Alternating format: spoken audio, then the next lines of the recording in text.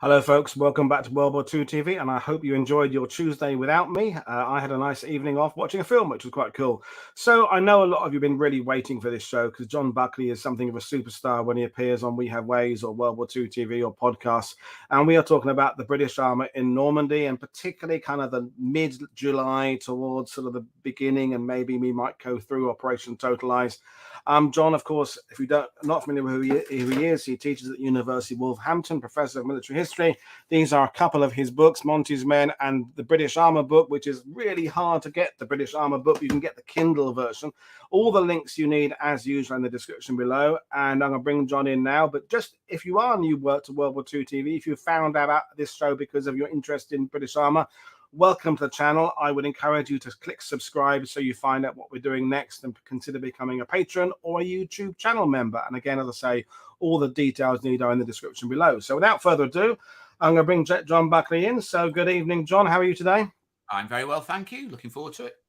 So British Armour in Normandy, it's just a subject that has endless discussion possibilities. Put 3 or 4 military historians in a pub and say British Armour in Normandy, and you've got an evening without even worrying about it. So you're going to do a little presentation, but one of the things I wanted to ask you is, in your teaching of this as a professional, but going back to when you were reading about it as a kid, you read the same books as me and the Hastings and Carlo d'Este and everybody else.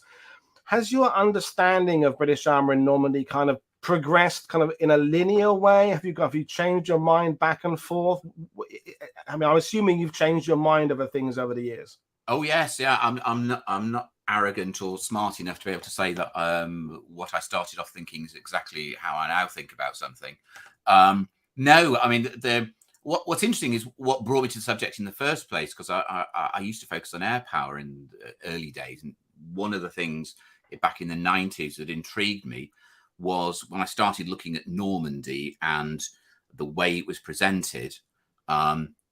Air power was demonstrated, or shown to be, this great element of the Allied arsenal that dominated the skies. The aircraft were brilliant and so on. Yet on the ground, technologically speaking, but also in terms of the effectiveness, the kit did not get the same kind of level of praise. And that particularly came in the tanks. So my starting point was to try and explain why was British Army so bad. And being typical bloke and typical person who'd grown up in the 70s and the 80s making airfix kits of Tiger tanks and Shermans, it was all about the technological explanations. And what quickly came out of that starting point was wrong. And the more you dug into it, actually, Allied tanks and British Armour didn't perform that badly, in my view. And that's where I came from. I was trying to explain what was going on, what was precisely the problem, how much of it was technological, how much was down to doctrine and the way they were having to perform. Which led me to do as you pointed out a short while ago, the British Armour book, which is now close on 20 years old, frighteningly. But since then, in terms of looking at how that integrated into operational methods, at the time and up until about 10 years ago, I was thinking, well, it works. You know, the way the Allies tried to engage with the Germans was broadly effective. And successful in lots of different ways, and effective in the way they integrated armour and developed an operational method. There's been some work over the last few years where I start to think, well, yeah, but there are perhaps more shortcomings to it, and that the casualty rates were still pretty high. So I mean, I'm tending still to that it was probably the best solution, but it was more of a less least worst solution than I thought it was when I first started. But the key thing from me I wanted to get at was the emphasis that we often place on, particularly armoured warfare, that it's just about the kit, it's just about the tanks and what can do this and what can do that. And in my misspent youth, I was a war gamer, and tabletop war games when it came to World War II was all about tanks. Nobody's interested in artillery because it's off table. You don't really see the kit and so on. And there's less about infantry. It's about tanks, you know. And it was all, you had these huge logarithmic charts about what tank gun could defeat what armor at what range and so on. This was be all and end all. And we kind of brought up with that a little bit, kind of where I came from. And what comes out of this, that's a factor, but it's not the be all and end all. There's much more going on. And so that's really what started me, you know, looking at that kind of interaction between technology and effectiveness and doctrine and so on. Well, that was a great introduction to that. And I think we'll get into it later on, is the historiography aspect is just interesting. And, you know, we talked about it before going online, is that we've moved away from the dark old days of the 80s of everything the British did and Canadians did was crap, and the Germans were just brilliant, to swinging the other way, but maybe a bit too far the other way. Maybe there's now an idea that everything the Germans had was crap and it was all over engineered and it broke down all the time, and they are factors, but let's not swing so far that we're losing balance. The Normandy campaign was a long, tough slog, and as you said there, the casualty rates were high in armored and infantry units. So suddenly dismissing the German army as being hopeless is no better than dismissing the British and Canadian army as being hopeless. The truth is somewhere in the middle. But folks, what we're going to do today is John's going to kind of go through and present his little talk first, kind of, I don't know, 30 minutes, something like that, on his kind of understandings of the improvements and maybe not improvements as the month goes on. Then afterwards, we'll kind of open it up to a much more kind of freestyle conversation where you can pitch in, folks, with your questions and comments, and we can go from there. But we'll start off with John's kind of basic package there, so we don't end up going down rabbit holes and not getting to the end of it. So if that's right with you, John, we'll kind of hand over to you, and we'll do questions later. Yeah, no problem at all. What I thought I would do is talk about some of the issues that were confronting the British and Canadian armoured forces from the end of July onwards. What kind of problems were they dealing with, and what were the biggest issues that were creating difficulties? And we can talk about how that plays out in terms of what's going on the battlefield in specific cases, perhaps a bit later. But I think it's worth looking at some of the real difficulties that had started to emerge, which the British and the Canadians were trying to deal with by late July 1944. And then let's look at how some of those problems were progressed through Bluecoat and then Totalize, how they try to solve some of those difficulties. And there are different ways in which they try and do that. And the ongoing biggest problem that was really confronting all armies by 1944 was how you integrated armour and infantry on the battlefield. And this was an ongoing issue. Nobody had really solved it safely and in a way which dealt with all of the problems. The Germans earlier in the war had the use of half-tracked vehicles, integrated armoured divisions with some mobile artillery, some mechanized infantry, and some armour. To a degree, had solved some of those difficulties. Half-tracked vehicles were a partial solution. But in the majority of cases, in an environment in which the enemy's got huge amounts of artillery, that doesn't really work very well. So what had been the British approach to how you integrated infantry and armour on the battlefield, and what problem was that creating by the time we get to Normandy? Now, my crudely fashioned schematics, as you can see here, give you an idea of how they'd started. In the early stages of the war, the British approach to how you integrated infantry and armour was basically that you didn't. The armour was supposed to race ahead, leaving the infantry behind, and the armour was supposed to break through enemy positions because there was a perception that tanks were survivable on the battlefield. You might not be able to knock them out. The enemy wouldn't be able to deal with them in terms of anti-tank guns and so on. And the thickly armoured infantry support tank, as evidenced by the later models, Churchills and things, would be able to deal with a lot of the problems. The idea was that they would sweep through deep into enemy positions, and the infantry would follow on behind. And this had been ongoing since the days of the Matilda in the desert. And there were elements of success, but broadly speaking, it never seemed to work. What you ended up with is a position like this, that the tanks would sweep past the German infantry. The German infantry would simply keep out of the way. Tanks are blind. They can't really see what's going on in the battlefield. So the tanks would move forward. The following infantry would then get pinned down by enemy German infantry and suffer heavy casualties, and the tanks would then get picked off at leisure by anti-tank guns and infantry and so on. So you'd isolate people on the battlefield. So that didn't really work, particularly in close terrain. There was a degree of debate in the desert as to whether that would actually work in practice. And there are some examples in an open terrain environment. There is something in it, but generally speaking, by the time you get to Northwest Europe, it doesn't. And so they've moved away from trying to do it that way. What you get later, move my mouse around, here we go, is an attempt at integrated infantry and armour that stumble on the idea that the way you stumble, that's a bit unfair, they'd worked their way to the point at which you had to mix your infantry and armour together in order to be effective. What is kind of interesting is that the level of attempted integration at doctrinal level in kind of formal doctrine isn't actually forced through an issue to 21st Army Group until a few weeks before the D-Day landings. So the official doctrine was still kind of at odds with the way in which the army was functioning. So it had only just been formally brought in that close coordination of infantry and armour is the key to working on the battlefield. And there were all sorts of difficulties about how you did this. I mean, there were real technical problems. How did infantry and armour cooperate together? They spoke a different language. Infantry and armoured officers spoke different languages. There were methods of trying, did you ride with a tank with an infantry officer on the back of the tank, coordinating with the tank commander, but that exposed them to chances of becoming a casualty. And what tended to happen, particularly with formations that didn't cooperate together or didn't practice together, and this was a doctrinal problem in the British Army, that they weren't all singing from the same song sheet when it came to the way in which doctrine worked. What tended to happen is that the tanks would just race off. Even slow tanks like the Churchill would outpace infantry. The tanks would move off, the infantry would be left behind, and they wouldn't be able to mutually support each other.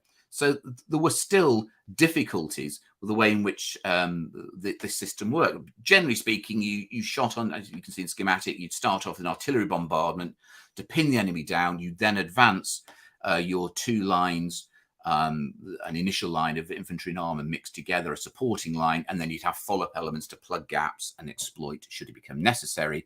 So you'd end up with a position where you get to roughly some degree of what looks like it's going to be successful, but it doesn't always work as effectively. The problem was how you get them to the point at which the infantry armour can get to the target under an artillery umbrella without suffering heavy casualties. How can you get the infantry and the armour to cooperate closely together?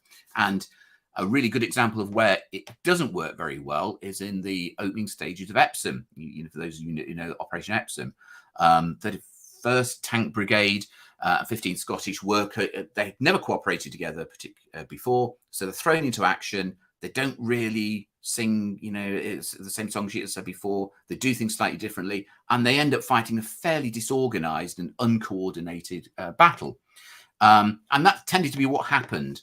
There was a further complication, of course, that the armoured forces for close infantry support or infantry support in Normandy in 21st Army Group were equipped with either Churchills, which were designed for close support, or Shermans.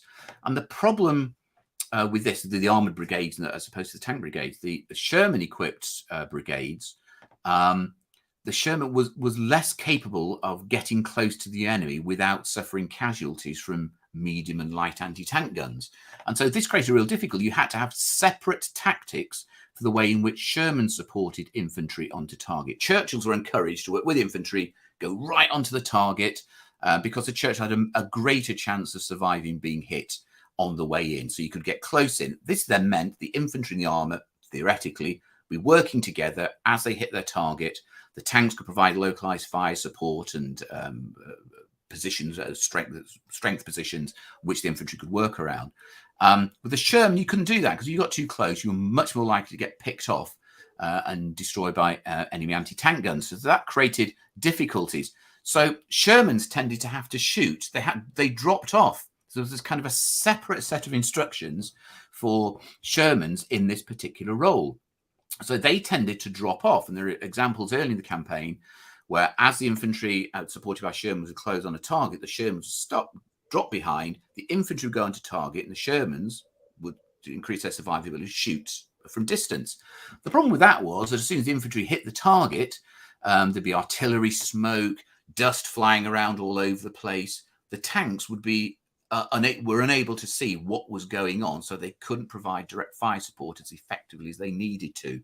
And that created difficulties. And this is one of the reasons why Monty was dead set against at one point having any Churchills in the army at all in 21st century. He wanted Shermans, single tank, single doctrine, everybody doing it in the same way.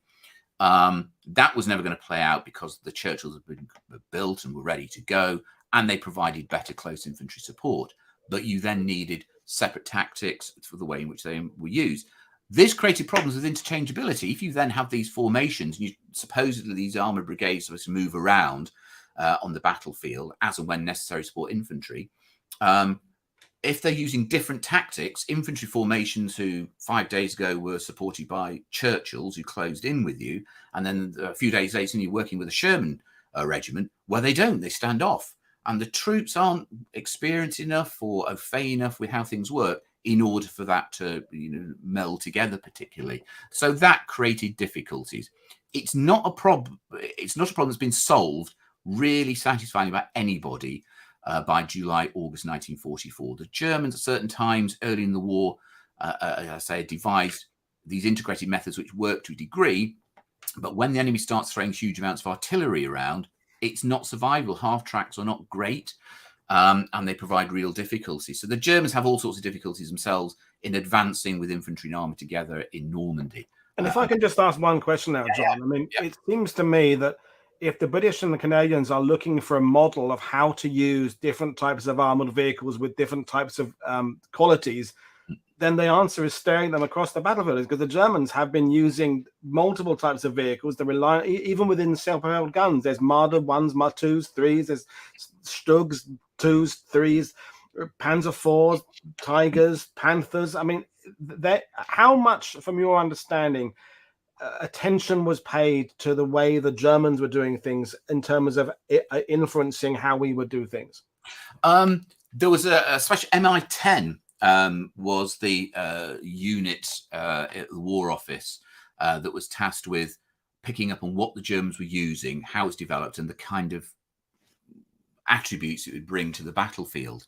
So, for example, MI10 identified quite early what the Tiger and the Panther was going to be, and there's photos and things or intelligence reports saying this is coming our way and we've got to work out how to deal with it. So there is recognition of that. Interesting that the big thing that comes out of pre-invasion thinking in terms of what are the Germans up to was the increasing use by the Germans of self-propelled artillery and self-propelled anti-tank guns, be them in tank hunter forms or more lightly armoured open-topped vehicles and things. Because artillery, Allied artillery, had worked previously effectively in suppressing enemy anti-tank guns, be they dug in or whatever, because they couldn't move and you could suppress them. They were you could do damage to them with your artillery. What was becoming clear by late 43 and into 1944 is that the Germans were using a lot more self-propelled artillery, which you couldn't suppress in the same way. So in pre-invasion discussions, there was a question, how effective is artillery going to be against self-propelled guns? So that identified that this could be a problem, and indeed it proved to be in Normandy. The artillery was effective, but not destructively effective. It could suppress, but it's less suppressive against self-propelled guns and so on. So there was a recognition that what the Germans were up to in the technologies and things they were introducing and using, they were going to create problems. And of course, there was an awful stink within a couple of weeks of the Allies landing. All these reports were flying around saying the Germans have got loads of 88s. We haven't got a tank to deal with it. This is a real crisis. No one told us what was going to happen. It's all there in Royal Armoured Corps. Royal Armoured Corps were saying, no, we told you months ago this was going to be a problem. We haven't really thought through how we could do it, or we haven't adapted enough in time. I mean, that does create an issue to get onto in a while about firepower being a key problem on the battlefield, which is something that comes out.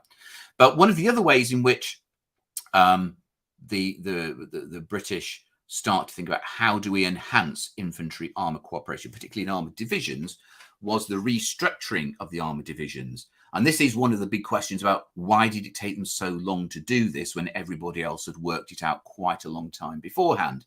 The British armoured division by the start of the Normandy campaign, effectively, most of the time, operated in two separate halves, an armoured brigade and an infantry brigade. And it's not as daft as it at first seems. This worked to a degree in open training in the desert, because what you didn't want was tying the armour to the pace of the infantry. You wanted to free the armour up to manoeuvre around the battlefield. And you didn't have mobile infantry in 1942-43. It was trucks for the most part, which got you to the edge of the battlefield, but basically all your infantry debussed into battle and walked into battle. Yeah. And so the idea of mechanized infantry or motor infantry was something which is only really just starting to appear in late 43-44, increasing use of half-tracked vehicles bought in from the Americans in most part. Yes, I know there were Bren carriers and things, universal carriers was used to a degree, but they weren't big enough in order to deal with the main issue of how you got your infantry forward. So you started to get some half-tracks in armoured divisions prior to D-Day, and they're starting to appear in some numbers, but they are applied to one battalion of infantry attached to the armoured brigade. So you have one battalion of infantry supporting 3 regiments of armour. And the armour was still supposed to fight largely separately from the infantry, because the rest of the infantry in the infantry brigade was still arriving in trucks. It wasn't mobile enough. The problem with that is it kind of works to get this idea of a shield and a sword, and the two things work around each other. It didn't work effectively in close terrain.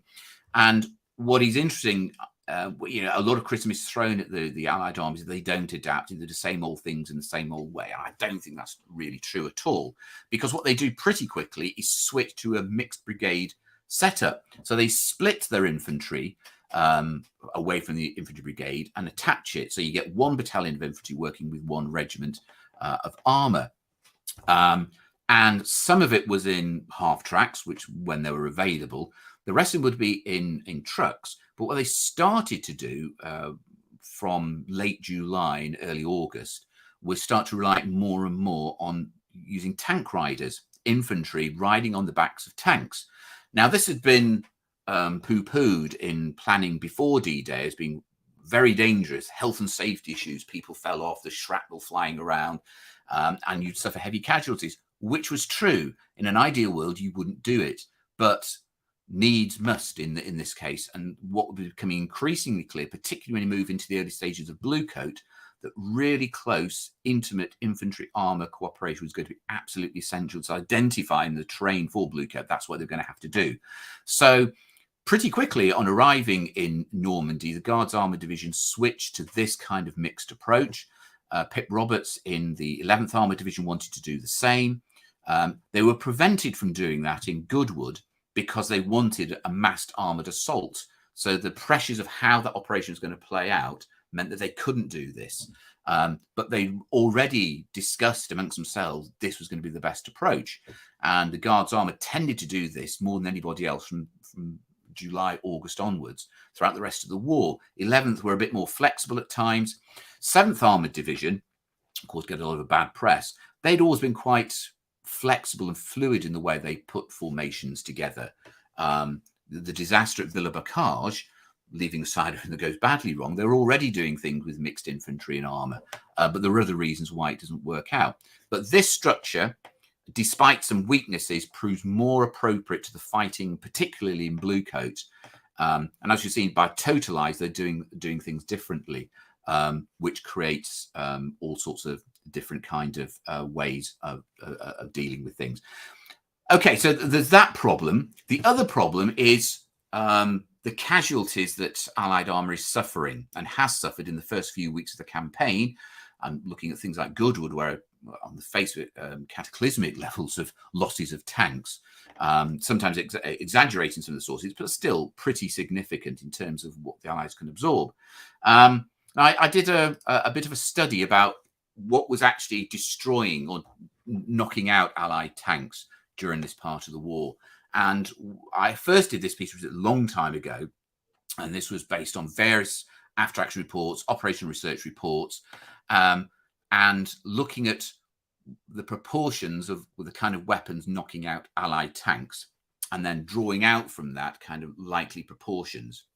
So things, for example, like close combat and the Panzerfaust and so on, 15%.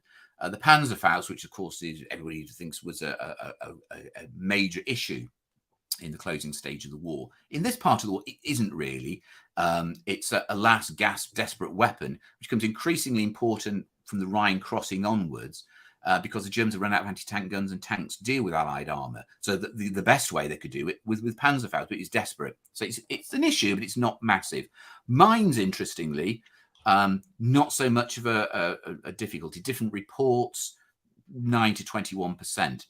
Indirect gunfire, so from artillery, high explosive, very rarely would take out tanks. It might cause them to go to ground or other difficulties, but it didn't destroy them very much.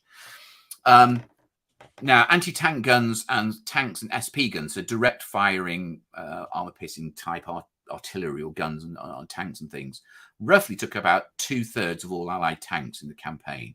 So I just kind of worked out how many anti-tank guns propelled were they, and how many tanks mounted, how many guns in tanks were around. Worked out roughly that kind of proportion. I remember get a discussion with Terry Copp, the Canadian historian, at the time. He said, "How did you work that out?" And I said, "Well, I went through this report and that, and I added them all up." It was a really dull few days at what then was the Public Record Office working it all out. I got to figure. But there was another Operation Research report I found a few years later, which came to very similar figures. So either they'd done the same that I'd done, or it kind of corroborated. What it demonstrated, the biggest problem on the battlefield is direct gunfire taking out Allied tanks. That's the biggest problem. What was also interesting, if you look at operational research reports and analysis of tanks and their vulnerabilities and so on, the Operation Research section of 21st Army Group gave an indication of how many hits on average it took to knock out tanks on the battlefield. The Sherman and the Mark IV are about the same. There's very little difference between about 1.5 hits. So you might survive 1 hit, 2 hits, you're probably going to get knocked out. But when you start to look at things like the Panther and the Tiger, you start to see that there are more difficulties in dealing with armour, which is more thickly armoured, particularly on the front. And this created a whole debate. Lots of Allied discussion went around, well, we need to increase survivability of our tanks on the battlefield.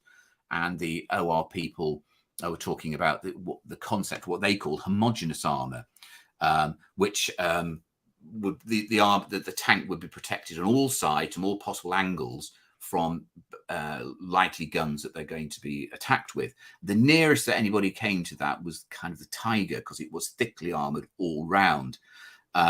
But of course, there are all sorts of issues with that. And basically, Operation Research scientists said even the Tiger was vulnerable on the battlefield, and that you're better invested in doing different things with your available resources.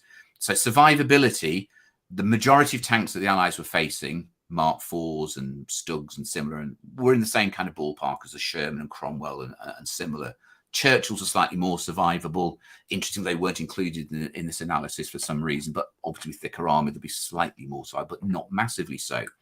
And if you look at the rate, and this I'm getting into kind of the war gamer approach to things here, but let's just kind of deal with it. Let's knock this one on the head a little bit. The kind of weapons that were being fired around on the battlefield, and this is just anti-armor weaponry, and there's another issue to come back to that. The German weapons that were being used, and I lumped all the 88mm together, because if you hit with a modern one or a slightly older, it didn't really make much difference. You were still suffering badly. And the Allied tanks were just not survivable at anything up to 1,500 meters thereabouts. And you see all these kind of famous reports that a Sherman was taken out at 1.5 miles or 2 miles or something with an 88. Theoretically, it was possible. The armour didn't provide you with any protection against those kind of weapons, but the chances of being hit by any kind of gun at that range were so remote as to be not really worth discussing. The Panther 75s, again, hitting tanks the same kind of way. The 75, shorter 75, and the Mark IV and Stugs and things, the Churchill provided you with a modicum of protection, which is why it was useful in that close supporting infantry right onto targets and so on. So armour's not providing with enough protection, and the scientists argued that, Operation Research scientists said that in order to make Allied tanks invulnerable to the kind of weaponry that they're likely to face, you'd have to smother in so much armour, they'd never move. There was just no engine powerful enough to move a tank around. It creates so many difficulties. That wasn't the way out. The issue, and this is where the one point at which technology and the kit becomes a significant factor in all of this, is what Allied guns can do back to the Germans in kind of direct fire engagements and so on. And the 75, which most Allied tanks, Cromwells and Shermans for the most part, and Churchills, some Churchills were equipped with 6-pounders, but which was slightly better anti-armor, was slightly better in anti-armor capability. Those are all 75s. You could deal with most of the tanks you're likely to be confronting up to just over 1,000 meters. When you get to Panthers and Tigers, it becomes more of a difficulty, having to get to very close range, and this is where the problem starts to emerge. If you happen to be equipped with a vehicle with a 17-pounder, then you're in better territory. You can basically deal with almost anything. And if you add the new ammunition, which starts to be introduced in Normandy, the armor-piercing discarding sabot ammunition, which enhances armor penetration, although it becomes less accurate at distances over about 1,000 meters or so, you just cut through any kind of armor the Germans are able to throw around at you.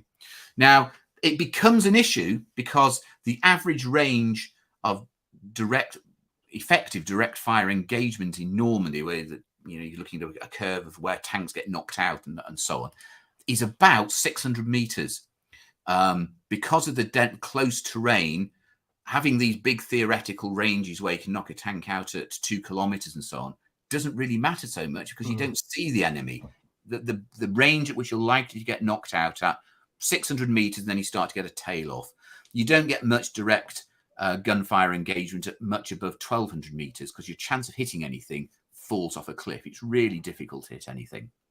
So the gap that the Allies are having to deal with is that thing I've marked out in kind of the red blob. It's that gap there, how you deal majority of Allied armour at those kind of ranges against those kind of tanks. In some ways, it's fortunate because the Germans are only operating around about 25 to 30% of the tanks the Germans are using in Normandy fall into that category. There aren't many Tigers in Normandy, about 120 is the usual figure. It's something around that. It varies.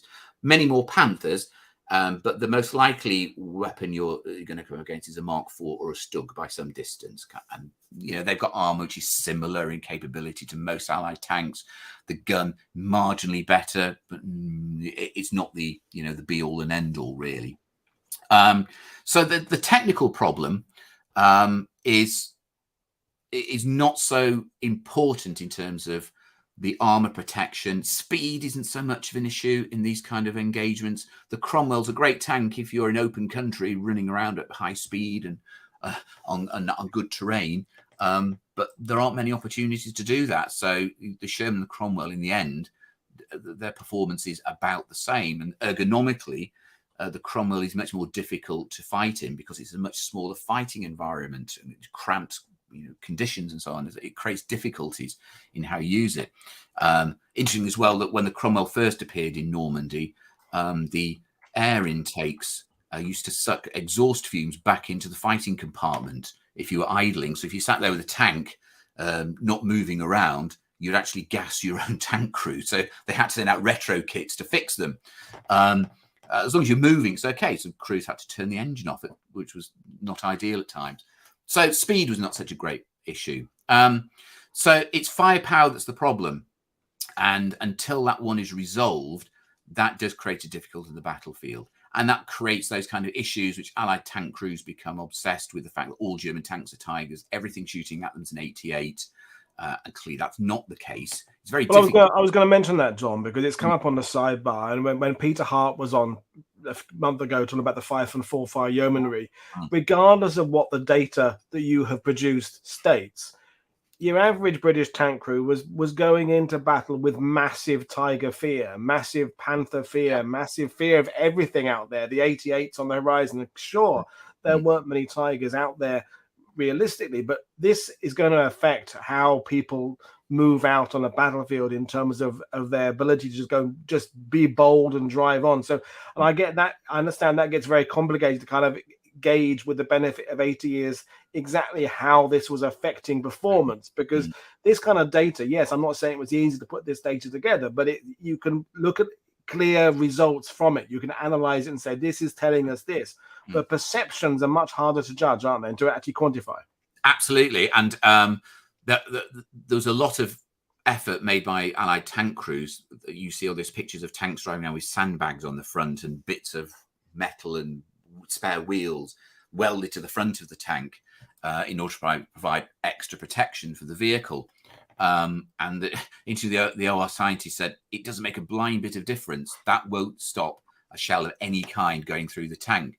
But if the crews think it does, let them do it. And it's supporting, and you can see how that would work. And tank crews, yeah, absolutely. The idea of what becomes known as tiger phobia and so on becomes a real issue and a real concern. And there are clearly cases of tank crews discussing how do you deal with these kind of problems, and very carefully is the main.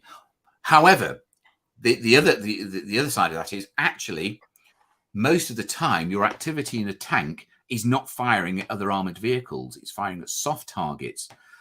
Something around 80% of the rounds fired by guns in Normandy, in tank formations and so on, were high explosive rounds at soft targets. That's the main function of a tank. It's not to fire at other tanks. It's generally to provide localized fire support for infantry moving onto targets and so on.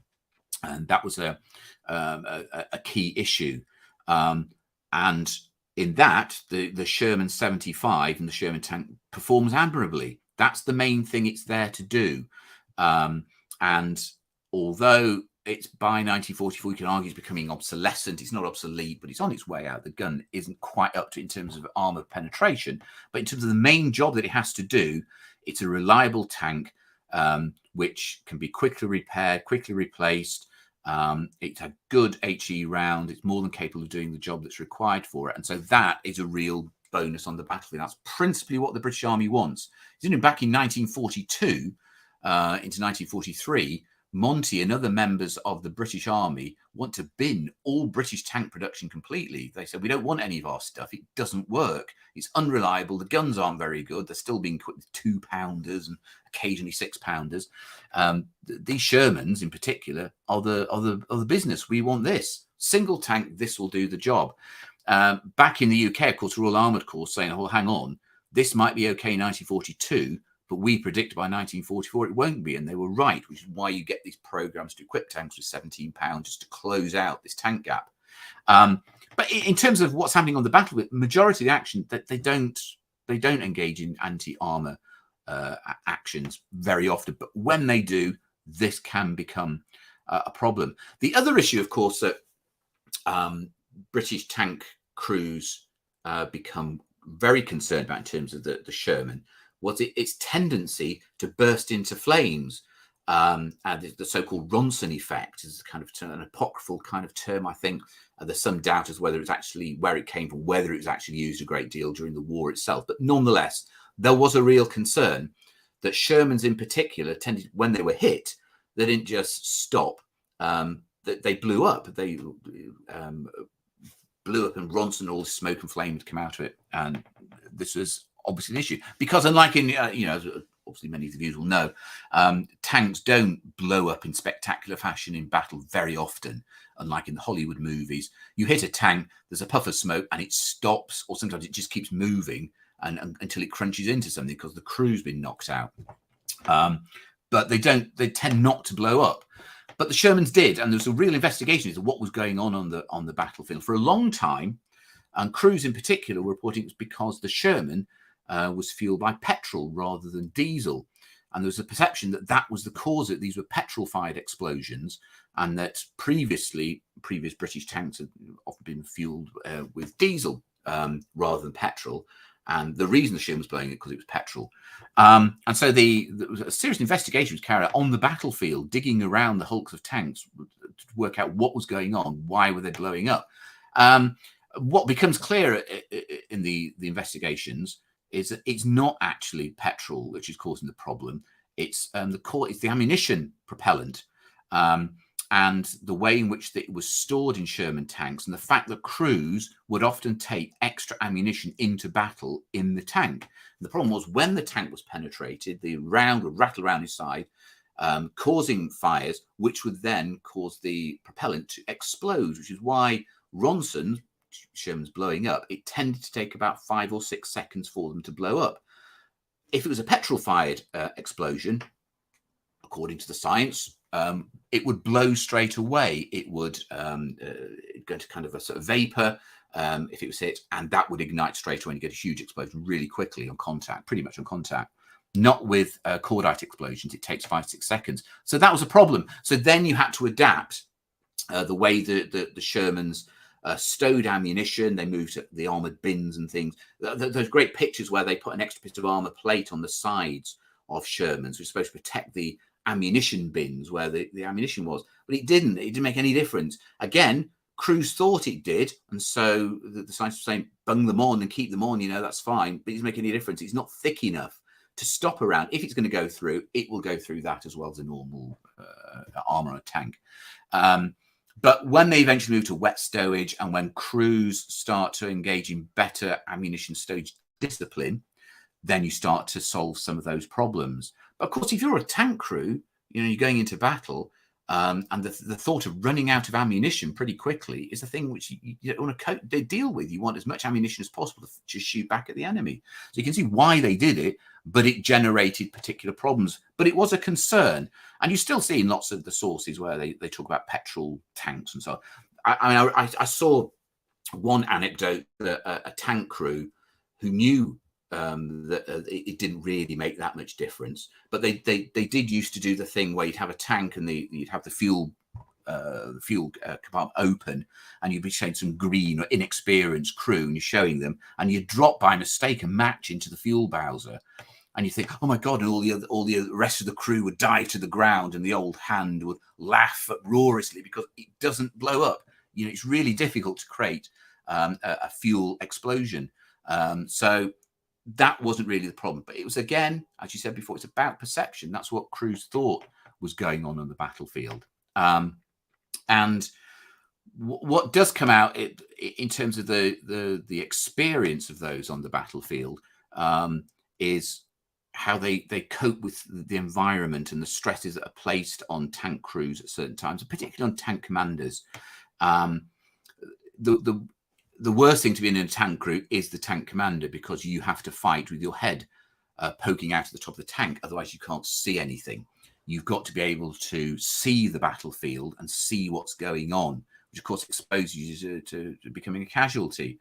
I interviewed Bill Close of 3rd Royal Tanks many years ago, and he said, as well as having to command with your head poking out of the top of the tank, he also only had one of his earphones over his ear. The other one was open to the environment, so he could hear what's going on. He said you needed situation awareness, and experienced crews started to do that. But of course, that increases problems for the tank crew because your tank commander becomes the most vulnerable position, and that's the person who drives things and keeps things moving and going. So by the time you get to Bluecoat, there are difficulties in how you cope with that firepower gap.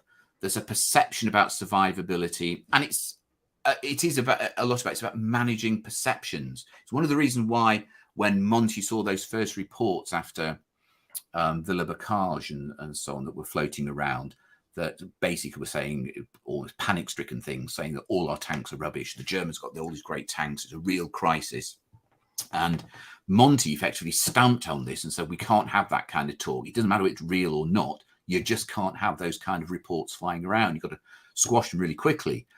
Yet at the same time, you're saying we need a lot more 17-pounders in our tank formations, which of course have only just really started to come into action the weeks before D-Day. It's why there aren't that many Fireflies knocking around. And of course, they don't have a high explosive round. So the main thing that tank is supposed to do in Normandy, the Firefly cannot do. So there's a real problem with it, there's until they close that particular problem out. But what you see in Bluecoat and in Totalize are attempts to deal with this infantry armor cooperation in close terrain. And integrating the way in which you do things in order to solve some of the difficulties they're encountering on the battlefield, the kind of things that have been exposed to Epsom, where the infantry and the armour tended to, lost way in the 11th Armoured Division, were fought quite separately. And Roberts really learned from that, said, no, you've got to fight closely together. They weren't able to do that in Goodwood. In terms of how an armoured battle should not be fought, Goodwood ticks many of those boxes. And it was predicted before that operation was played out that those difficulties would be encountered. The armoured warfare specialist, Tony Sargent, attacked 21st Army Group, looked at the Goodwood plan before it went into action, and he predicted, he said, that what is likely to happen here is that our armour will be operating beyond the supporting umbrella of artillery in open terrain against dug-in anti-tank guns at about 600 metres or thereabouts. And if the enemy's unsuppressed anti-tank guns start shooting at our tanks at 600 metres or thereabouts, the survivability of a tank under that kind of gunfire halves every 6 seconds. So it's not an environment you want to get involved in. You've got to go for cover. You've got to fight within your artillery protection umbrella. Goodwood would not allow them to do that. Very limited infantry support, operating at the extended range of the artillery support that would be available. He just said, this is a disaster waiting to happen. And he was proved entirely correct. That's exactly what played out for a whole variety of reasons. You can see that doesn't occur in Bluecoat. It's a different kind of setup. What's interesting about Bluecoat's not one, isn't it, John? Because it's a completely different terrain, isn't it? Because the sidebar has been asking about the importance of terrain. Because essentially, if Bluecoat hadn't happened in the middle, Goodwood, Atlantic, Spring, Totalize, Tractable, it's the same battlefield. It's just moving progressively further away from Caen, down over the Bourgobus and various ridges. But Bluecoat takes the armor out of that area to a very different, almost bocage American kind of sector area. So yeah, I mean, just when they're trying to learn how to do the thing in the area they're doing it, they're pulled out to do it in a different area where everything they've learned, it's not a question of everything they've learned being useless, but it's a very, very different set of problems. It is. And I think what's interesting about Bluecoat, if I recall correctly, I don't think Bluecoat even gets a mention in the official history. There isn't actually a direct reference to Operation Bluecoat because it's kind of a bit of a bitty operation. It doesn't conform to the way in which some of the other campaigns, other operations have been fought. But exactly what you just say, it's exactly the terrain you don't want to operate in. A lot of the crews and soldiers who fight in Bluecoat say it was the nastiest fighting they engaged in the campaign because it was really close, it was dense, difficult visibility. You couldn't use your artillery particularly effectively because you couldn't see the enemy. Yes, the enemy was much weaker in the Bluecoat sector than it was in other battles because the Germans just weren't expecting the kind of attack that to take place in Bluecoat. But the strategic environment required some kind of activity in the Bluecoat sector to support Cobra. Cobra had surprised everybody going as well as it did. And so you needed to ruthlessly exploit it as much as possible. And so Montgomery told Dempsey, you've got to move this quickly over here to support this. And it's an operation which is thrown together really quickly. It's a hand-to-mouth operation in lots of ways. When it starts, lots of the supporting forces are still stretched out right across the sector over towards the east. And the way in which the engineers and the MPs and so on and the pioneers set up the battlefield in which you can carry out this kind of operation is testament to what the British Army and the Canadians are capable of by this stage. That kind of investment in those kind of supporting elements allows this flexibility to take place. What is clearly given out is advice to the formations fighting in Bluecoat. Move to this one. This is kind of the main area. You can just see Veer at the bottom and the starting line at the top, and 8 Corps, 30 Corps, and so on, who the primary groups who fight in this. The advice at the start, you're going into really nasty terrain. It's going to be absolutely essential. Close infantry armor cooperation is a premium. This has got to be done in a completely different kind of way, or we've got to adapt. And what I think is clearly demonstrated is the flexibility of the army by this stage to adapt and embrace different ways of doing things, and they do it quite effectively. And this is where you first start to get increasing uses of tank riders, and the way in which you tend to operate. I interviewed Johnny Langdon, who was in Third Royal Tanks. He said what you start to see, and there's lots of other evidence to support this, but he was quite interested about this.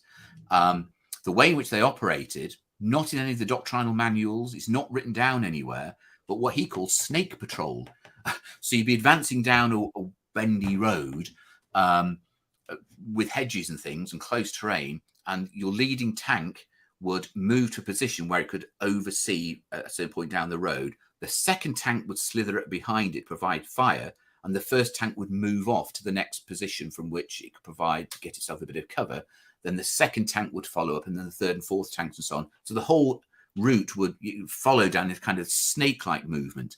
And a number of the tanks would have infantry riding with them to immediately, if they came under fire, jump off and get into action straight away to provide eyes and ears to see what's going on, to deal with enemy infantry in the area where possible, and to provide flexibility.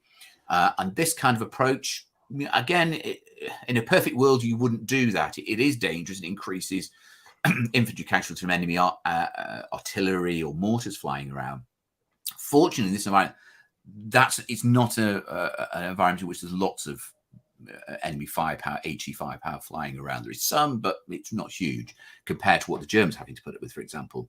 So those kind of techniques play out, and that kind of intimate cooperation becomes absolutely essential in these battles. And what you see the armoured divisions operating in this mixed brigade structure, with infantry and armour operating very closely together and learning those techniques. And because they become used to doing that, a lot of times the formations would get used to operating together. So Regiment A will work with Battalion A all of the time. They work out how they do things. Because what the British Army is not really good at is learning doctrine and imposing it uniformly across all its formations. It's got a very loose relationship with formal doctrine. And so a lot of it is you make it up as you go along, you adapt your techniques, and it's down to middle and junior commanders to work out how to do things. This plays to that particular strength. It's not the best way of doing things, but in the circumstances, the way the British Army are having to function in 44, it allows them to be a bit more adaptable and flexible around those kind of difficulties. And so you also see in Bluecoat use of infiltration elements at times, in a way that the big set piece operations like Goodwood and Totalize don't always support very effectively. And so what you get are the famous case of the armoured cars getting to Dickey's Bridge and so on. Yeah, that was good. I thought you were going to get to that.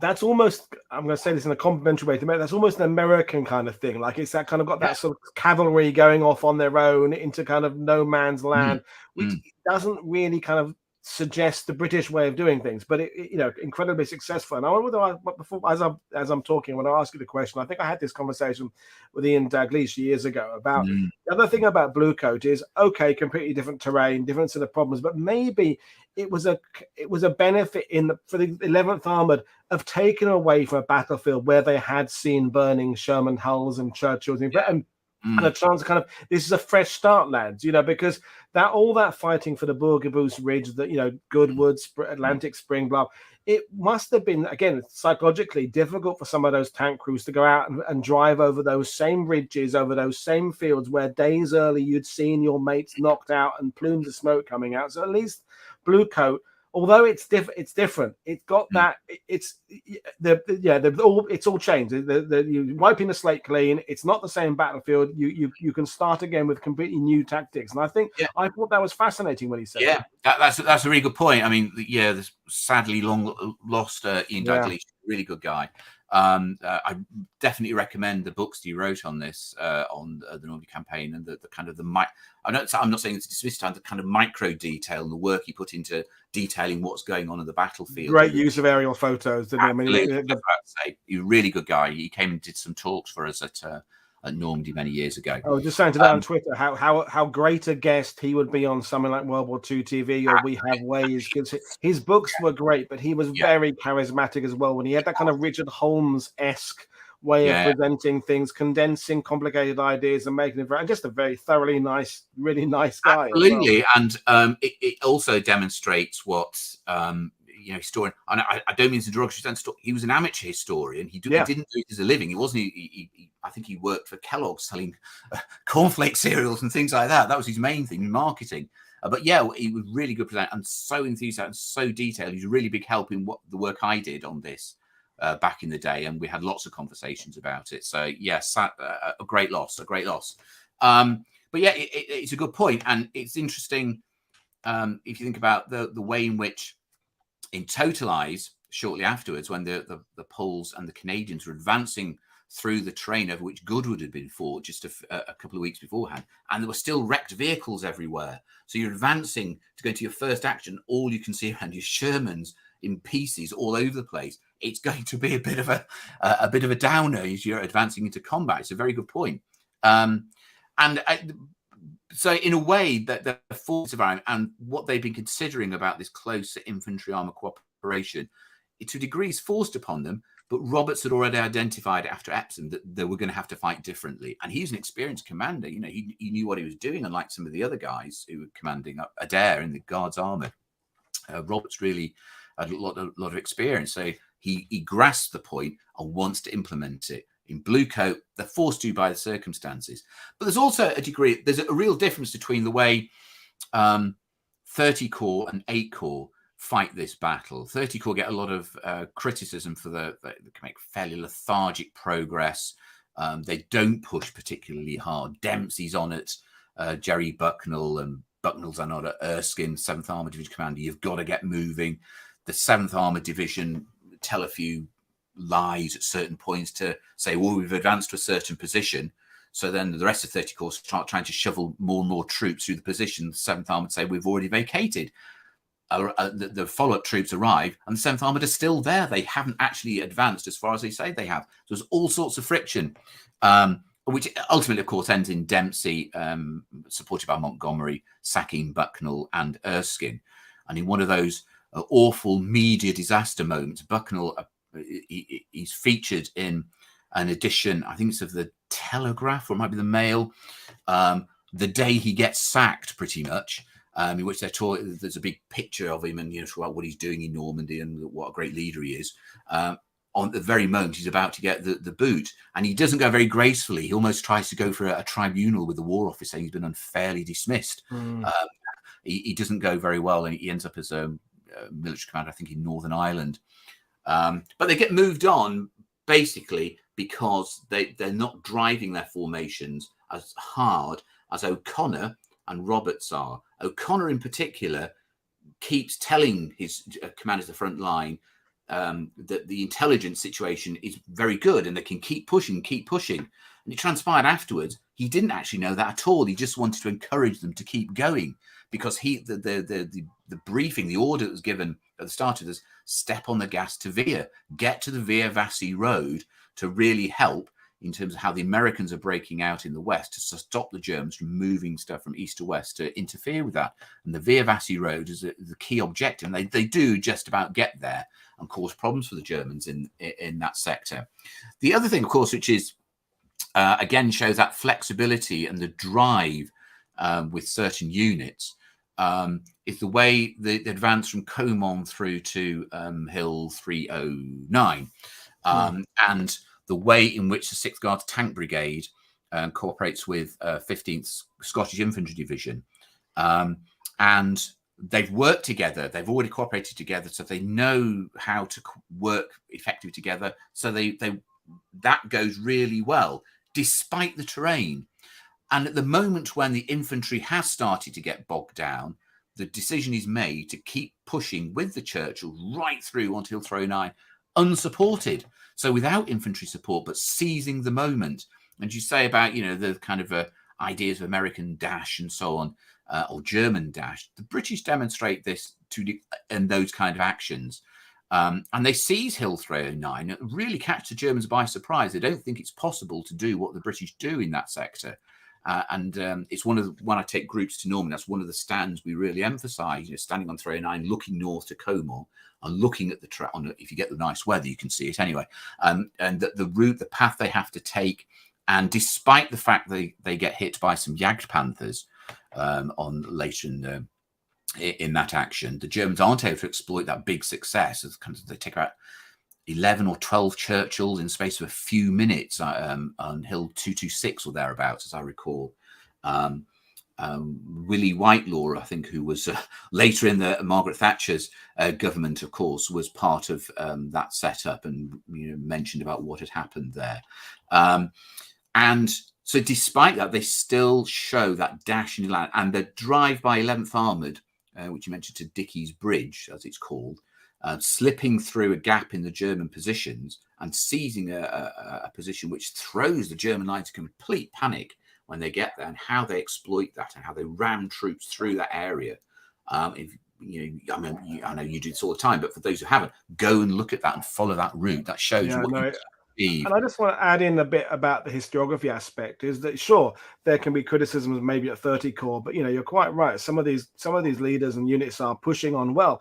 And in the discussions of Cobra and Good and Bluecoat side by side, sometimes I have felt that some of the kind of the pro-American historians and the anti-British historians have kind of ignored the fact that Cobra starts off a little bit hesitantly. Some of those American army units that did very well later on, that the first 2 or 3 days they weren't really moving at speed. Later on, of course, Middleton's 8th Corps down the coast there, but the early few hours of 2nd and 3rd Armour, they're not doing these daring, dashing advances. They're moving with the same kind of caution the British are, because everybody's has been used to this slogging it out in the hedgerows. Everybody's suddenly, we can move now? It's going to take a while to realize that you can do things a bit differently. So the historiography aspect, I think we said this before you went live, folks, people have their entrenched ideas about, there's already lots of discussion on the sidebar about Montgomery not being the best, blah, blah, blah. It's very difficult to persuade people against ideas they've had in their heads for a long, long time. And it comes back this idea, well, Bluecoat was slow, Cobra was the one that was doing all the work. And you go, well, actually, it's not quite that simple, is it? No, and you're absolutely right that Cobra catches people by surprise. They don't think it's going to be this big monster set-piece breakout attempt. As it becomes the first 48 hours of Cobra, it's making progress, but suddenly the breaking point is reached for the Germans, and their position starts to collapse. And what's effective about Bluecoat is that it pins German forces into position, because however effective Cobra is going, the Germans cannot surrender the position on the Via Vassi area and allow the British to flood through there by trying to deal with Cobra. So Bluecoat has to press. I remember having a discussion with Terry Kopp a few years ago, and he argued that Bluecoat was a waste of time. What they should have done was thrown everything at Totalize. That was the route to bag the Germans. Terry Kopp's a very great historian, and immense respect for him. I never quite bought his argument on that. I think they didn't know Cobra was going to hit the way that it did. They didn't know how the position was going to unfold, and Bluecoat was necessary in order to pin the Germans in that position. If they'd known a week later what had happened, there is merit in what he was saying, that maybe British Second Army would have been better committing to the Totalize area, and the Canadians would have been better in this area. There's an argument around about that. You can think about maybe how an inexperienced group of formations would have made Bluecoat work. I'm not so sure about. There would have been real difficulty. The British have got 6 weeks of hard learning, nearly 2 months of hard learning in the Normandy campaign by the time Bluecoat kicks off and really gets moving. So they're able to use those kind of strengths for this and show the degree of flexibility. So Bluecoat achieves its aims. How J.J. Howe mentioned he called it the British breakout. It's possibly pushing it a bit too far, but nonetheless, it performs a really important role in supporting the way in which the Americans are breaking out in the West.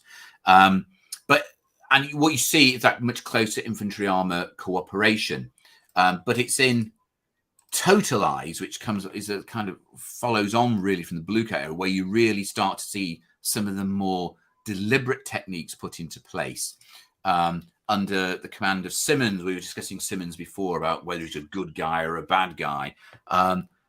In a way, all the stuff about, personalities and things, it only matters to a degree. Whether he doesn't come across in the literature as being a nice guy at all. Is he effective? Well, there are some things in Totalize you can say you can see what he's trying to do, and he's trying to think on the next level of how the armies are going to fight in Normandy. And he puts, again, much closer emphasis on infantry armor cooperation and sees it as absolutely essential, firstly, to do something that the Germans aren't expecting, which is this nighttime attack. I know he did that at spring, but he is in much better circumstances in Totalize. So this nighttime penetration, catching the Germans by surprise, a deep echeloned attack, using really for the first time what might be loosely described as armored personnel carriers. Now, this is the first time this is really done. And a fully tracked armoured personnel carrier hasn't been really employed, particularly in the war to this point. And this is a significant development. And the Allies are able to do that.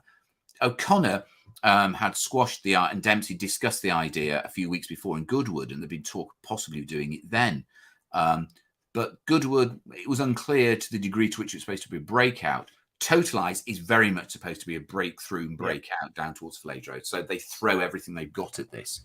So they use these vehicles in these deep columns, a bit of fuzzy picture, we get the idea, really densely packed columns, which are going to advance a variety of different methods, flares and searchlights and radio beams and all this kind of thing, to try and get these formations deep into German position so that first light, after a big bombing raid and artillery strike, these forces would be in place, ready to overwhelm German opposition in the first phase, in the early stage of the attack. Once they'd established themselves deep into the German lines, there'd be a follow-up bombing attack. And so it's a two-stage big bombing attack. And you'd have two armored divisions push through this formation, ready to exploit and dive on deep towards Falaise. Now, it works to a degree, and there are problems with it. And the first phase works relatively effectively. This overnight attack on the 7th, 8th of August, and by around about lunchtime on the 8th of August, these positions work pretty well. And the follow-up forces are roughly in position, ready to go. On the face of it, there's keen interest in Kurt Meyer's account of what he does to stop Totalize, and the huge criticism he threw at the Canadians, timetable acrobats and all this kind of thing, that it's all being driven by desk jockeys back in staff HQ rather than frontline divisional commanders. There's a whole discussion there about what a divisional commander is there to do. Maybe Kurt Meyer is not a good example of that. But his view was that his effective action on the 8th of August saves the day. And by throwing these scratch forces at the Allies, he stops them from driving down the road to Falaise. And this is what saves the day. That's his account, and he's very colourful. And you get these pictures of him smoking cigars and driving troops forward and forcing the infantry formations back into line at the point of a gun and so on to keep fighting. Really, there's a lot of smoke and mirrors about this kind of picture that's drawn up by Meyer. The attacks carried out by the one where Michael Whitman gets taken out on that morning, or late morning, early afternoon. It's very colourful, and so it doesn't make a blind bit of difference really to what happens in Totalize. Totalize fails because of the inability of the follow-on forces to push effectively down into the position, the opportunity that had been created. And it wasn't because they dithered or anything. They were waiting for the second bombing attack to come in, because they'd learned from Goodwood. Goodwood, one big bombing attack doesn't get you through the enemy positions and onto your target. So 2 stages makes perfect sense. Unfortunately, at the time of Totalize, it would have probably been better just going for the one bombing attack and pushing through. But they don't know that. You can't predict how that's going to play out. So that does create a a difficulty for them. And this is where we have this idea that James Holland is often talking about of the big war the Allies have at their disposal by now takes some time to get going. There's lots of moving parts, lots of artillery tubes available, lots of air power available, and and a unit. Okay, Wittmann's ridiculous, whatever you call it, noble, stupid charge for. But it's the kind of thing that Germans can do. As James says, that freedom of poverty. They're improvised battle groups they can throw together at the drop of a hat are quick. And in these kind of operations, it can slow up the British Canadian advance because of all this slowness it takes to get the Allied stuff ready. So yes, I mean they stick. Yeah, they do. They stick to this timetable and this plan, and it doesn't have the flexibility on the battlefield to be able to change and adapt mid-operation. That if there's a failure of Totalize, that is it. But really, they struggle because 4th Canadian and 1st Polish Armoured Divisions, it's their first time in action. Yeah, that just came up in the sidebar. Sheldrake, I think, just said that it's the first spearhead units were singing off the same hymn sheet. They'd learned some of their stuff in the previous operation, and then you throw in the guys who are new to the job, and despite all their enthusiasm, and we can't criticize the Poles for their lack of enthusiasm. They know the Warsaw Uprising is happening. They're highly motivated, but they haven't done this stuff before in this kind of size. So it's gonna affect things. Yes, absolutely, and they do come up against them. I mean, what the Germans are really good at is, as we know, is coordinating a rapid response to these kind of difficult situations that unfold on the battlefield. Absolutely superb at it. I mean, I'm just talking about Kurt Meyer's particular cases. He later argued that that's what saved the day. That didn't. It's what happened in the later afternoon and the flexibility and the way in which the Germans react to difficult positions. We know, many of you will know about the Worthington Force fiasco, that they end up in the wrong place and they get, effectively wiped out of the unit. But that infiltration, albeit to the wrong place, causes pandemonium in the German defences, and there's a real panic about what do they do with this. What happens if these Canadians are able to exploit this position? They're unable to, because the Poles can't fight their way through to them, and the Germans close down that particular problem really effectively. That's what they're good at, and it is a trade-off. The Poles and the Canadians suffer from it's the first time in action. They're inexperienced, and this is one of the issues that you have to bear in mind with most of these formations fighting in June, July, and August. Many of them are going into action for the first time. Most of them have not seen action at all before D-Day. So it's the learning in theatre as they're going along. What's interesting, of course, at the time of Tractable, the Poles and the Canadians switch and adapt the mixed brigade groups much more effectively. So they understand, they work out that close infantry armor cooperation becomes important, even in slightly more open terrain as you get around in the Totalize Tractable period. But Totalize does demonstrate that this is the kind of criticism that's thrown at the Allied armies. They never do anything differently, or it's the same old thing in the same old way. And it's surviving smart Allied German generals who talk about this, it's kind of excusing or explaining their inability to stop the Allies. It wasn't down to that. The Allies do adapt, they do change, and the Germans don't really have a progressive long-term answer to what the Allies are doing. What the Germans are capable of is stalling as long as possible and buying themselves time in a way that I don't think Allied armies could do. They didn't have that degree of flexibility. But defending is always, to a degree, easier than attacking in these kind of environments. You can dig in, and if you've got flexibility, if you've got low-level initiative, which is imbued by experience and by doctrine in the German army, they're able to exploit those advantages. So the fighting becomes confused over the 8th, 9th of August and Totalized stalls. But what you see is progression. They've noted infantry armor cooperation is important. You've got to be flexible about your fire plans. You've got to do things in a different way. And at times start to use more infiltration tactics, which they do. You start to see more of it in Bluecoat, up to Montpellier, frankly, captured by effectively infiltration. It's not captured by a huge stonking attack. And likewise in Totalize, some of the bigger successes are created by infiltration rather than the big set piece battles. So you've got to have that flexibility. But I think clearly Bluecoat and Totalize demonstrate that progression during this period. And I think it shows that this is an army and armoured formations which are learning and adapting to the environment. And there are, you can see the seeds for where they're going from a large inexperienced army developing and growing into what they have to do from this point on in the war. And the speed with which we can mount operations after one has just concluded is increasing as well. If you go back to June, where it's, Epsom to the next, it's a couple of weeks, because Totalize is followed 4 or 5 days later by Tractable. Cobra had followed by Bluecoat. The Allies are throwing operations at the Germans at a speed now that is only going to have one impact on the Germans. Hence, we get to the closing of the Falaise Gap and everything, which is beyond the scope of this. But Totalize, for all its inability to do everything it was supposed to do, when you follow it up with what happened next, it's definitely a positive, progressive step. Yes, I mean it plays to, as you say, plays to the Allies' strength in being able to stack their kit up, their resources, their planning, which they're really good at, engineering capabilities, and the first use of kind of mechanized, truly mechanized infantry, albeit in a limited and at times haphazard fashion.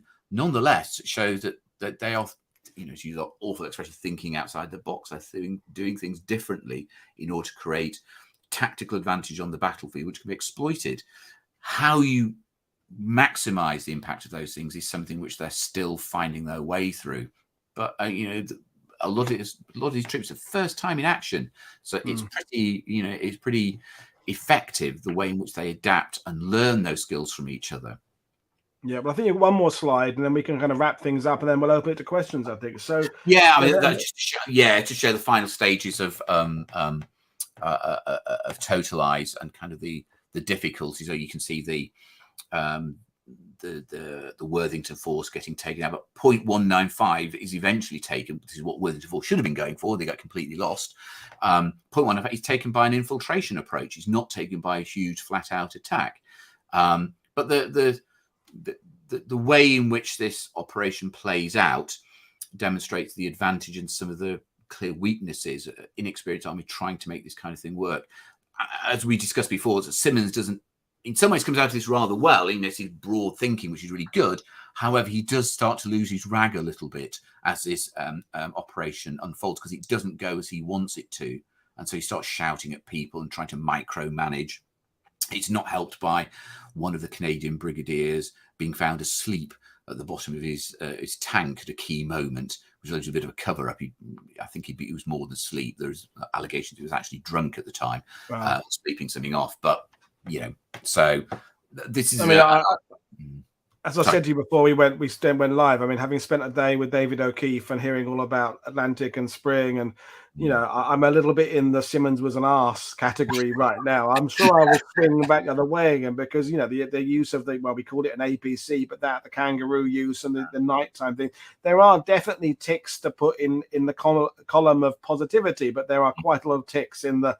Why did you do that? Why didn't you? Why did you try and put the blame on dead guys and things like that? But that's a rabbit hole there, which is another drinking game there. But we're at the point now where the conclusions of that development. If we're talking from Goodwood, we talked about Goodwood up to the end of Totalize. We're talking about a month, aren't we? And during that time, some of these divisions, 11th Armoured, are fought in several different types of terrain, because they've been pulled out to Bluecoat, then back again.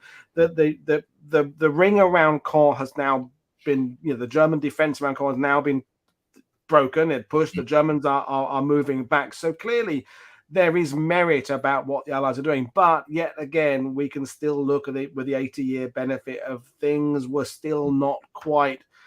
It's like when people say about football, they've not got out of second gear yet. They won the game, but it didn't quite gel, and it looked awkward at times. So where are we in, we said at the beginning about your understanding of this campaign kind of changing and evolving. What kind of takeaways can you say about the British Canadian doctrinal approach that were things, a couple of things that were good about that period and a couple of things that were bad? I think they, for me, what's important, what you see during this period is clear progression.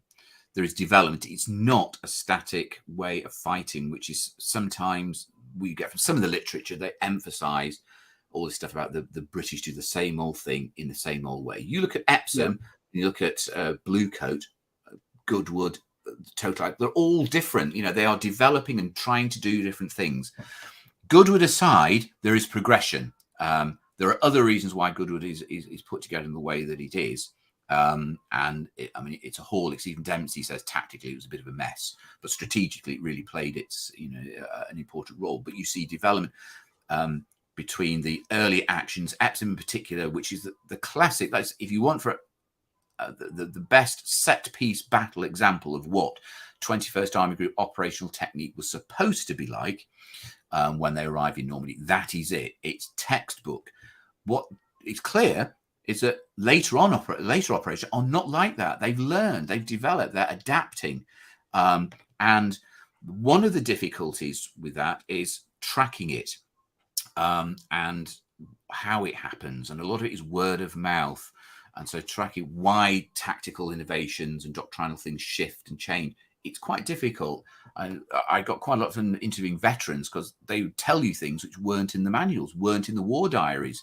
And you'd ask questions and sometimes think, and you could see the cogs were, think, well, nobody's really thought about it in that kind of way, but it's blindingly obvious to them because they did it.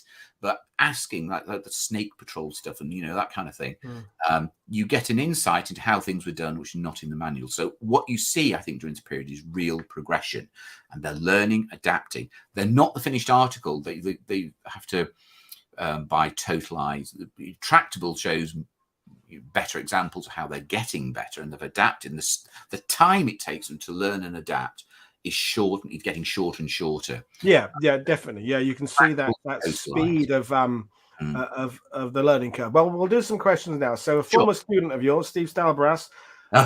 Good to see you again. I see a lot of overlap in your analysis with Stephen Hart's Colossal Cracks thesis. How much influence did his work have on your own research at the time? Oh, an awful lot. I remember sitting in Stephen the library at Dudley, going through that in great detail, the university library, picking out lots of bits. There's lots of stuff in there which is really essential reading. It's not an easily accessible read because it's very much a thesis read, and so you've got to really engage with it in order to get a lot out of it. But it's a seminal piece of work in terms of understanding what 21st Army Group's about. And what's important about it for me is that it gets beyond the personality. We all get caught up. Yeah. It's exciting. It's interesting. The tittle tattle, the idiosyncrasies of Montgomery or Simmons or whoever they are, and so on. What Steve Hart did, which is the most important contribution, was to get beyond that and look at what does it actually mean? What does it do on the battlefield? And what were they trying to achieve? And that's an important innovation. And Steve Hart's book, you see it in David French's excellent book on Raising Churchill's Army, which comes out a few years later. You can see the link there. David French picks up on that. I do as well. History is always about learning and building on what others have done and refining it and, thinking, well, there's a different question here. And you see that with, say, the kind of Terry Copp's work is always really important to me in terms of defining what's going on in the battlefield in Northwest Europe in 44, 45. But you also see from what you've done, how other people are taking. Look at Johnny Fennell's fantastic work on the British Army. And he picked up on some of the, I raised a question I couldn't answer, and he did, and so particularly in terms of morale, what's going on in the British Army. Yeah, and if people haven't read Jonathan Fennell's book, he does a lot about the morale and the kind of the psychology of the British Army and the culture, and it's a very different type of book, but really, really game changing. It's one of those ones that now is on my shelf as a essential go to. Well, we'll move into some other questions. Alexander 334 BC. In British Armour in Normandy, you show that 7th Armoured Division did not suffer especially high demoralisation, and hint problems may have been due to issues with command and tactics. Could you elaborate? I can try. The only link. I remember discussing this stuff about how you can chart what's going on in a formation in terms of its morale through things like battle exhaustion and convictions for desertion, insubordination, drunkenness, whatever it may be. I'm having a discussion with Johnny Fennell about that, and he worked it through, and I was unconvinced at the time that you could, but I think he's demonstrated you can. But in the terms of what's going on in the 7th Armoured Division, the clearest indication of why infantry suffers more in the Normandy campaign than the armour is that the real crisis that occurs in 7th Armoured Division in terms of convictions and things is in the infantry brigade. It's not in the armoured brigade, and they really start to suffer losses and high rates and so on. And it's a problem by August, which of course is a knock-on effect because most of these occurrences are taking place in July. They've had a bad campaign, you know, they do suffer. But I think, I mean, there's always a big debate that the veteran formations which fight in Normandy don't do very well. They're all burned out and so on, and they don't fight very effectively. I'm not sure that's true. And I to a degree, that's true. But in other cases, instances, you can say, well, actually, they were pretty good. 3rd Royal Tanks, an experienced formation, 11th Armoured Division, fights really well. 4th Armoured Brigade, at the top of my head, experienced formation, does pretty well. 8th Armoured Brigade has got some experienced formations in it. They do pretty well. So you get a mix of this. So it doesn't always follow. What the experienced formations demonstrate is a sardonic humour, an unwillingness to avoid expressing themselves forcefully about what they're being asked to do. And I think that's how that comes out of it. In terms of the tactics, 7th Armoured Division becomes really unstuck because they arrive with a high reputation, expecting to be able to replicate the elan, the spirit, the way they've done things previously in the war, and they get engaged in a Normandy campaign, and they get thrown into a fairly bungled kind of action, perch, which ends up in the perch is an odd one, isn't it? Yeah. And they end up in a strung out position, rather exposed at Villa Buckley, and they make a pig's ear of it. They do make some mistakes. The leading formation clearly do. And I think it really damages their morale. And it's from them, in particular, you start to get a lot of this stuff about the Germans have got much better tanks than we have. We can't cope with it. It's trained really bad, and so on.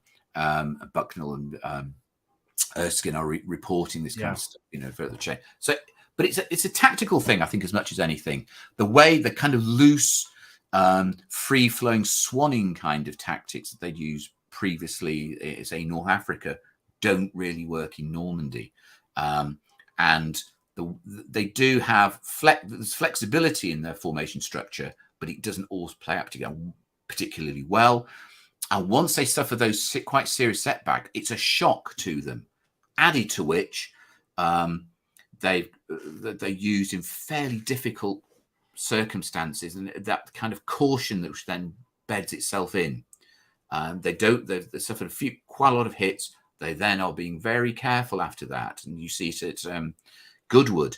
Roberts only despairs of Erskine and his unwillingness to advance on the 18th of July. Whether it made much difference is unclear. But it's very hard going from being the top of the class as 7th Armoured were in the desert to very much kind of the bogeyman in Normandy, because you're sadly the ones who screw up, and everybody, and then there's the German propaganda element of Villa Buckley, which is another great rabbit hole we go down, which we won't. But it's a big change for them. We'll do some more questions if you don't. But this one I'll try and do it as a kind of a quick one-word one, really. K9 man trading.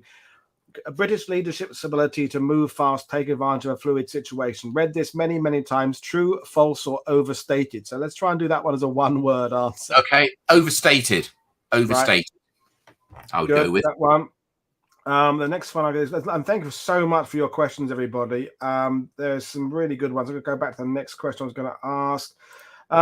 Going back to doctrine, how did the Cromwell fit in? Presumably it was used for reconnaissance, but did it have any further roles in Normandy?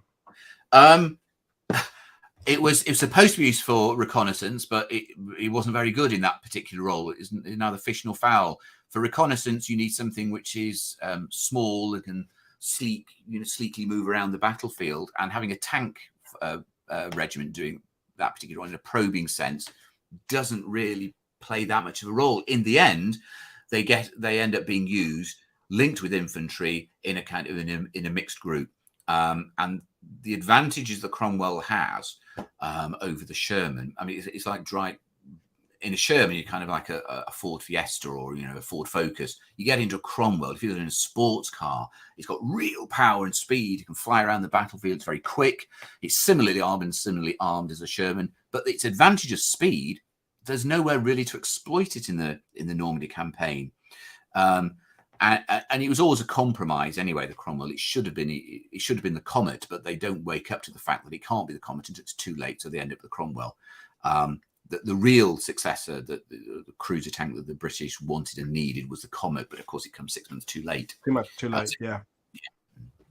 Well, this one kind of follows on a bit about the 7th Armoured. Gary is asking, what do you think of the narrative the Allies needed to learn so much in the Mediterranean in 1943 to be ready for overall? It seems to him that they learned much more post D-Day, especially since conditions differed. So I would kind of agree that you can learn all you want in Tunisia. Taking that and transferring it to Normandy is very difficult. So what's your response to that one?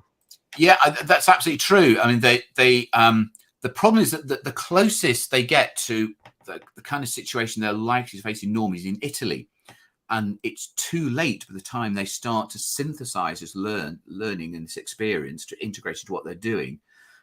Because many of the senior commanders have already transferred to Northwest Europe in the autumn and early spring, January time of 1944. So the experience they take with them is often from North Africa. What you get, I mean, interestingly, at the higher level, Montgomery comes along and tries to impose lots of 8th Army way of doing things onto 21st Army Group with not much success. At the upper levels, in terms of the command structure and the senior commanders, he can work with them. He knows most of them anyway. But when he tries to impose 8th Army tactics further down the chain of command, there's real resistance. And in some ways, it confuses things. Monty comes about, and particularly with infantry armour cooperation, this idea that armour can operate separately from infantry. That's kind of a learning from North Africa, and it's workable in North Africa. It's not completely without substance or justification. Doesn't work particularly in Italy. Certainly doesn't work in Northwest Europe. But he brings that experience, and there's an attitude of, we've been successful. We know what we're doing. Do it our way. And there is resistance in 21st Army Group, and a lot of formations. I mean, they get conflicting evidence and conflicting information. The War Office is saying one thing because they're thinking not just about North Africa, but also about what they're likely to be doing in Northwest Europe. But they're hindered by the fact that they have no experience on which to base those assumptions. The 8th Army method, and those guys coming back from North Africa and some experience of the early stage of the Italian campaign, are coming back saying, well, we know what we're doing. Just do it the way we did it. Doesn't always work. And the problem is you get that friction, so you get an unevenness in the way in which you approach certain things, which is why the doctrine about how infantry and armour is supposed to cooperate, the written doctrine, not that many soldiers actually read it in great detail, but they got a sense of it, I suppose. The final refined version, which is the closest they probably need to get to, doesn't actually come out until just before Normandy, bizarrely. The earlier attempts and the earlier discussions, going back to autumn of 1943, are ridden over, and Monty comes in and says, no, you've got to do it this way. And so for example, the 3 armoured divisions which go into Northwest Europe in 1944, the 3 British armoured divisions, the early stage of the campaign, they all do things in a different way. Their doctrine is all different. And so they're not doing things in the same way. So it's just a failing of the British Army that they can't learn that kind of doctrine effectively and impose it. The difficulties then play out in the early stage of the campaign. What the advantage they have, that method of, that kind of what you might describe as doctrinal indiscipline, is it forces them to think on their feet. That is what that army can do. It can adapt and mold itself to the environment. So they get themselves out of the mess, but it takes a while to do it. Great response. And I think I'll finish with one question. Thank you very much, everybody, for giving your great opinions. And I'm going to have to go back and read the sidebar later with lots of great discussions there. But my last question for you is kind of for me, really, but I think I'll be speaking with viewers as well. Now, I'm thinking about my bookshelves, your bookshelves, what there is on Amazon. I still think there's just way too many books on the actual tech of the tanks, and not enough about the doctrinal approach, not about the combined arms approach. And as you know, not that I'm hinting you're close to retirement yet, but the next generation, would you hope there is more study of that and less obsession with the top trumps? This is my favorite tank, and I'm going to tell you why this is my favorite tank. Yes, I mean that was, my starting point when I did it was technologically driven. My initial research question: why was the Mustang and the P-47 and the Typhoon doing such a great job in skies over Normandy, yet the tanks on the ground were rubbish? Because they just weren't up to it. And as soon as you start to delve into it and think about it, about what's actually going, what you have to do with what they're there to do, the part of a package. See, that's not what is important. It's the role, the tactical, doctrinal role they're supposed to play, how they fit into an operational method, and it's the complete package of what they're supposed to do. And even though I showed those graphics about this tank gun can take out this tank at that distance and so on, the important point of all about that is that it's only one small part of the overall puzzle in terms of explaining why or how effective or otherwise British and Canadian Army was in Normandy. So the technical explanation is something which we really need to get beyond. It's a tiny part of the big picture. You end up having to spin so many plates. I mean, I'm thinking of Ben Kite's fantastic book, Stout Hearts, that explains medical branch, engineering branch, artillery, so on and so forth. And it's a great tool to kind of use to then understand, but then to try and understand how artillery, and there's multiple types of artillery, and then mortars, and then carriers, and machine gun platoons, and tanks, and independent tank divisions, independent tank brigades, independent infantry brigades, divisions, the Canadian Army being side of the British Army. Then there's air power, as you said, your first great love. It's so, and then you've got to look at what the enemy are doing. There's so many ideas to keep juggling, and it's why so often when we asked for what's the definitive book about the Normandy campaign, there just isn't one, because everyone has to focus on some kind of aspect of it. The men on the ground, or an operational study, or following one unit, or trying to be a timeline study, and it's just very, very hard. But I'm going to invite you back to come and maybe do another show about what lessons were taken from Normandy beyond, because that was one of the questions that came up, but I thought it's going to be a too big a one to tackle in a 5-minute question at the end. But clearly there are things that were taken beyond Normandy that were very successful. There were things they abandoned, certain things that this doesn't work. Let's not do that anymore. This is working. Let's do better. So, would you be happy to come back and do that at some point? Totally, no problem at all. It's a really good point, because the historiography and much of the literature, you cover Normandy, Market Garden, and then it stops off. And then the next thing you might get something on the Bulge, which really involved the British particularly, and the next thing, the crossing the Rhine. We said, well, hang on, what's going on in the bit in between? And all that March-April fighting that we've talked about a bit, that's so fascinating and so understudied and underappreciated and so we'll do that. So well, it's been absolutely great talking to you. We had you last on for the Defeat of the Nazis book, which is still out there doing well. Any more writing projects you're involved in now, or is it just back to teaching? No. I've gone over to the dark side of doing a kind of armchair journal book about the First World War with a colleague of mine who knows much more about the First World War. But I'm just focusing on the 2-3 things I know something about, so the Zimmerman telegram and stuff like that. So that's going to be quite fun.